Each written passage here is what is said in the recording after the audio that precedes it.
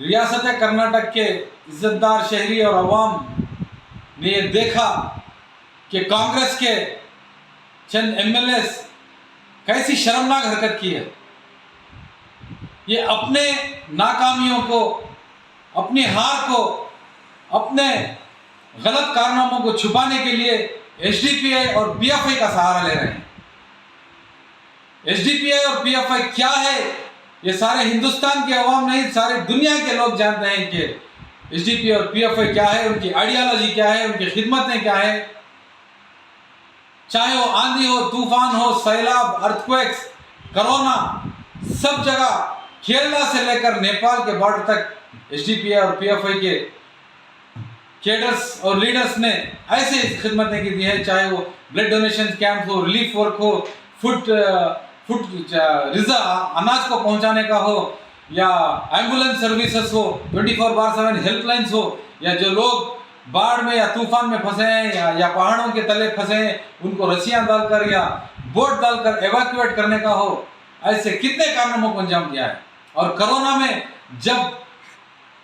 में जो बीमार होकर इंतकाल फरमा गए, चाहे वो कोई भी मजहब का हो, हिंदू हो कि सिख हो, क्रिश्चियन हो, कोई भी हो, जब उनके खुद के घर वाले आकर उनका दफन या क्रियाक्रम करने से कतरा रहे थे, जब एसडीपीआई के लोग जाकर बिना झिझक के उनका इज्जतदार क्रियाक्रम कराया और उनको दफनाया। और इसके अलावा हिंदुस्तान में जो गलत काम हो रहे हैं, गलत कानूनें बन रहे हैं, लूट मार मच रही है, अलग अलग स्कैम्स हो रहे हैं, सबके खिलाफ एसडीपीआई आवाज उठा रहे हैं, एहतजाज कर रहे हैं, उनके खिलाफ कानूनी कार्रवाई भी कर रही है। और स्पेशली माइनॉरिटीज के खिलाफ कांग्रेस जो उनको प्रोटेक्ट करने में, उनकी हिफाजत करने में कंप्लीटली नाकाम हुई। चाहे वो बाबरी मस्जिद का मामला हो, चाहे वो ट्रिपल तलाक का, यूनिफॉर्म सिविल कोड का, लव जिहाद का, हिजाब का, मुस्लिम पर्सनल लॉ का, एंटी कन्वर्शन लॉ का मामला हो, अब आकर जो हलाल गोश्त का और मुसलमानों के कारोबार का बैन का मामला हो, और इसके अलावा हजारों दंगे जो मुसलमानों के खिलाफ हुए हैं,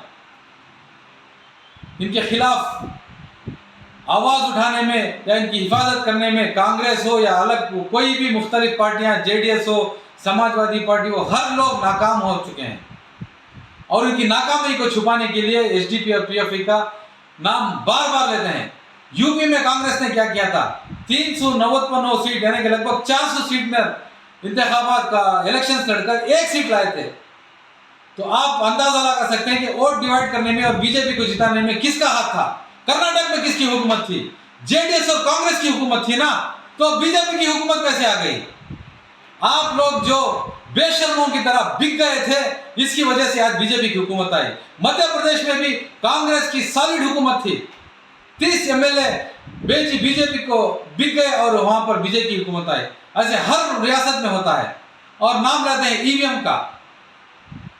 इलेक्शंस होते ही कांग्रेस के और दूसरे जेडीएस के एमएलए जाकर रिसोर्ट में छप जाते हैं। शर्म आनी चाहिए आपको। और वहां जाकर इनका हराज होता है, ऑक्शन होता है और इनको खरीदा जाता है, एक तवाइफ की तरह इनको खरीदा जाता है। इतनी शर्मनाक हरकत कर फिर भी आप एसडीपीआई को बैन करने की बात करते हैं। एसडीपीआई और पीएफआई को बैन करना इतना आसान समझा है क्या आप लोगों ने। SDPI legally registered political party है। हिंदुस्तान के 24 रियासतों में, स्टेट्स में एसडीपीआई के इलेक्टेड रिप्रेजेंटेटिव्स हैं। ये याद रखिए, इतना आसान नहीं है हमें बैन करना। और हमारा कोई करप्शन का केस नहीं है, हमारे कोई सीढ़ियां नहीं बनी है, हमारे कोई लीडर्स जाकर कोई करप्शन के केस में फंसे नहीं है। ये याद रखिए। मैं हिंदुस्तान की आवाम से और खुसूसी रियासती कर्नाटक की आवाम से ये गुजारिश करता हूं कि ऐसे बिकाऊ लीडर्स के बहकाव में ना आए। ना ये सेक्युलर है, ना इनकी पार्टी सेक्युलर है। आने वाले इंतखाबात में आप सोच समझकर अपना वोट दे। ऐसे नाकाम और बिकाऊ पार्टियां और बिकाऊ लीडर्स को वोट देकर अपना वोट ना लाए और फिर बीजेपी आरएसएस को इख्तियार में लाकर ऐसे परेशानियों का सामना भी ना करे।